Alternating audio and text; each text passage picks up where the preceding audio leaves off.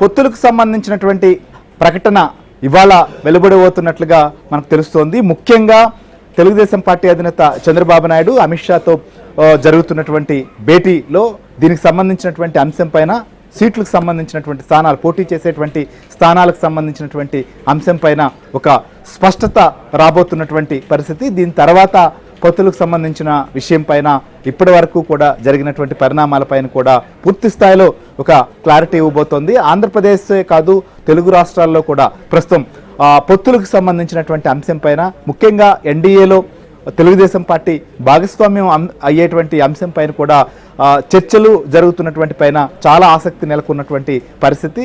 దీంతోనే పొత్తులకు సంబంధించినటువంటి పరిణామాలపైన ఎప్పటికప్పుడు కూడా జరుగుతున్నటువంటి అంశాలపైన కూడా చాలా ఆసక్తి నెలకొంది. ప్రధానంగా పోటీ చేసేటువంటి స్థానాలకు సంబంధించినటువంటి విషయంలో ఇటు భారతీయ జనతా పార్టీ నాయకులు కావచ్చు, చాలామంది ఢిల్లీకి వెళ్తున్నటువంటి పరిస్థితి. ఇంకొక వైపు తెలుగుదేశం పార్టీకి సంబంధించినటువంటి నాయకులు, జనసేన పార్టీకి సంబంధించినటువంటి నాయకులు కూడా జరుగుతున్నటువంటి పరిణామాలన్నీ కూడా ఆసక్తిగా చూస్తున్నారు. సో ఢిల్లీలో ప్రస్తుతం భేటీ కూడా మొదలైంది. భేటీకి సంబంధించినటువంటి అప్డేట్స్ అందించేందుకు మా ఢిల్లీ బ్యూరో చీఫ్ కృష్ణ లైవ్లో సిద్ధంగా ఉన్నారు. కృష్ణ, చెప్పండి ఏంటి సో ఇవాళ ప్రధానంగా ఒక స్పష్టతతో రాబోతోంది అనేటువంటి అంశం మనకు అర్థమవుతోంది. సో ఈ భేటీలో మనకు చూసాం, మొన్న జరిగినటువంటి భేటీలో ప్రధానంగా సీట్లకు సంబంధించినటువంటి అంశం పైన కొన్ని అటు భారతీయ జనతా పార్టీ నుంచి ప్రతిపాదనలు కావచ్చు, తెలుగుదేశం పార్టీ నుంచి ప్రతిపాదనలు, జనసేన సంబంధించినటువంటి సూచనలు ఇవన్నింటినీ కూడా పరిగణలోకి తీసుకున్న తర్వాత నిన్నంతా కూడా కసరత్తు చేశారు. సో ఇవాళ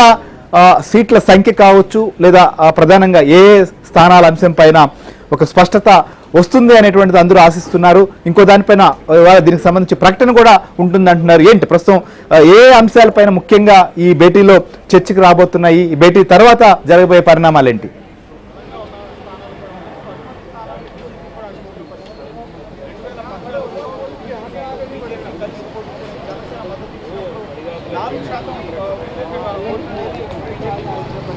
కృష్ణ,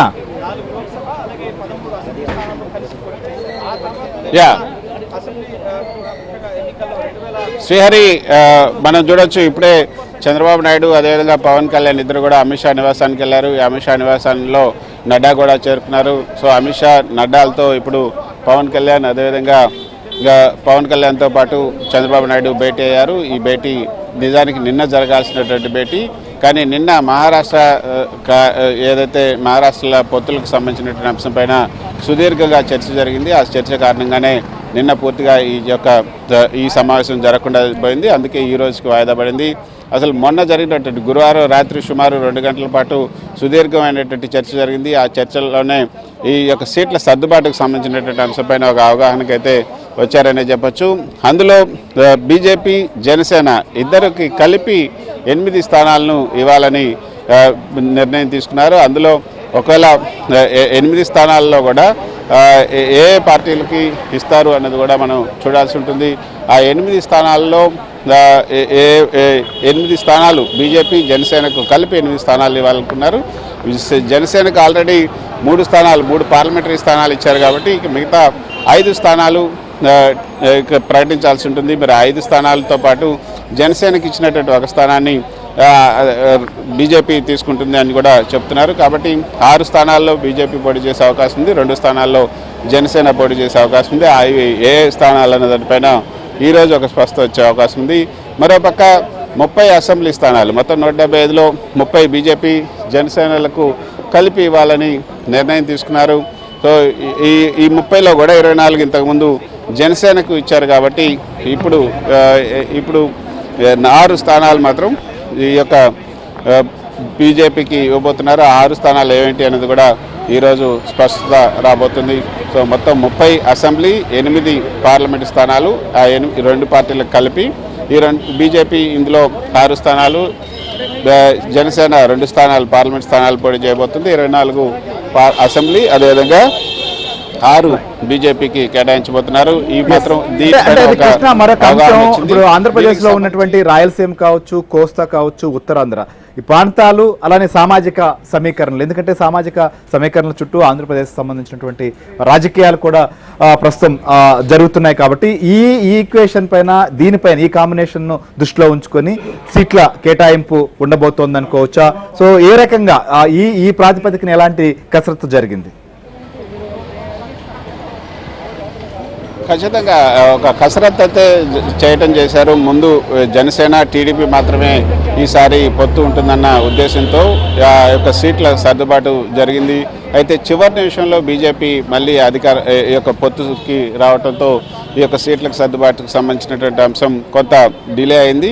అందుకే మొన్న మాట్లాడినప్పుడు అమిత్ షాతో నేరుగా మీరు ముందే వచ్చుంటే ఈ యొక్క సీట్లకు సర్దుబాటుకు సంబంధించి ఓట్ ట్రాన్స్ఫర్కి సంబంధించి ఒక అవగాహన వచ్చేది, అప్పుడు ఇంకా ఎక్కువ సీట్లలో కూడా పోటీ చేసే అవకాశం ఉండేది. ఇప్పుడు చాలా తక్కువ సమయం ఉంది కాబట్టి ఓట్ల ట్రాన్స్ఫర్కి సంబంధించినటువంటి అంశంతో పాటు మిగతా విషయాలన్నింటినీ కూడా దృష్టిలో పెట్టుకొని మీరు ఈ యొక్క ఈ సీట్లను అడగాలి అంటూ చంద్రబాబు నాయుడు అమిత్ షా నడ్డా ముందు ప్రతిపాదించారు. అంతేకాకుండా ఇద్దరికి కలిపి 5 పార్లమెంట్ స్థానాలను ఇవ్వాలని ముందు అనుకున్నాము. కాబట్టి మీరు ఆల్రెడీ జనసేనకు 3 ఇచ్చాము కాబట్టి ఇంకా 2 స్థానాలు మాత్రమే బీజేపీకి ఇవ్వగలము అని అమిత్ షా నడ్డాలకి చాలా స్పష్టంగా చంద్రబాబు నాయుడు చెప్పినప్పుడు కేవలం అంటే బీజేపీ జనసేన కలిపి 5 స్థానాలంటే చాలా తక్కువగా ఉంటాయి కాబట్టి ఇంకో 3 స్థానాలు అధికంగా ఇవ్వండి అంటూ అమిత్ షా కోరినప్పుడు ఇక 5 స్థానాలు బీజేపీ, అదేవిధంగా 3 స్థానాలు ఇచ్చాం కాబట్టి ఆ 3లో 1 స్థానం తీసుకుంటే 6 స్థానాల్లో బీజేపీ పోటీ చేస్తుంది, 2 స్థానాలు జనసేన పోటీ చేస్తున్నట్టు అమిత్ షానే స్వయంగా చెప్పారు. కాబట్టి ఇక ఎందుకంటే బీజేపీకి అక్కడ ఓట్లు లేకపోయినప్పటికీ కూడా ఈ యొక్క మోదీకి అక్కడ గుడ్ విల్ ఉంది, దేశవ్యాప్తంగా కూడా ఇప్పుడు అక్కడ ప్రజాదరణ కూడా పెరుగుతుంది. ఈసారి 370 సీట్లు బీజేపీకి రాబోతున్నాయి, 400లకు పైగా ఎన్డీఏకి రావాలనే ఉద్దేశంతో మిత్రపక్షాలందరూ కూడా కలుపుకున్నాం. కాబట్టి బీజేపీకి కొంత క్రెడిబుల్ అంటే అక్కడ ఒక సంఖ్యాపరంగా కొంత చూసే విధంగా ఒక మంచి సంఖ్య ఇస్తే బాగుంటుంది. 2-3 సార్లు ఏపీకి వచ్చి అక్కడ ప్రచారం చేయాలన్నా కూడా బాగుంటుంది. కాబట్టి మీరు కొంత సీట్లను పెంచాలని కోరినప్పుడు 6-2-8 సీట్లను బీజేపీ జనసేనకి ఇవ్వడానికి అంగీకరించారు. అవి ఏ స్థానాల్లో పోటీ చేస్తారనేది కూడా ఆ 2 పార్టీలు డిసైడ్ చేస్తాయి. అదేవిధంగా 24-6లో ఏ స్థానాల్లో బీజేపీ జనసేన పోటీ చేయాలని కూడా వాళ్ళే నిర్ణయించుకుంటారన్నారు. అయితే ఈరోజు దానికి సంబంధించి ఈ 8 స్థానాలు ఏంటి, తర్వాత 30 స్థానాలు ఏంటి, వాటి మీద ఒక అవగాహన రాబోతుంది. తర్వాత ఈ 2 పార్టీలు కలిసి అంటే ఎన్డీఏలోకి టీడీపీ చేరుతుందన్నది చేరడం ఖాయమైంది. కాబట్టి దానికి సంబంధించినటువంటి ప్రకటన ఏ విధంగా చేస్తే బాగుంటుంది, ముందు చేస్తే బాగుంటుందా, తర్వాత రేపు 13వ తారీఖు లేదా 14వ తారీఖు ఎన్డీఏ సమావేశాన్ని ఏర్పాటు చేశారు. ఆ సమావేశం సందర్భంగానే అందరూ కలిసి ఆ సమావేశంలో పాల్గొంటారనేది కూడా చూడాలి.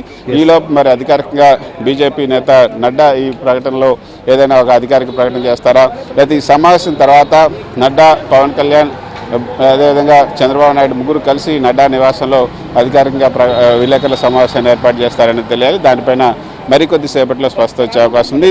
ఏదేమైనప్పటికీ శ్రీహరి, ఈ పొత్తు అన్నది కేవలం రాష్ట్ర ప్రయోజనాల కోసం, రాష్ట్ర సంక్షేమం కోసం, రాష్ట్ర భవిష్యత్తు కోసమే ఈ పొత్తు పెట్టుకుంటున్నట్లుగా కూడా టీడీపీ వర్గాలు చెప్తున్నాయి.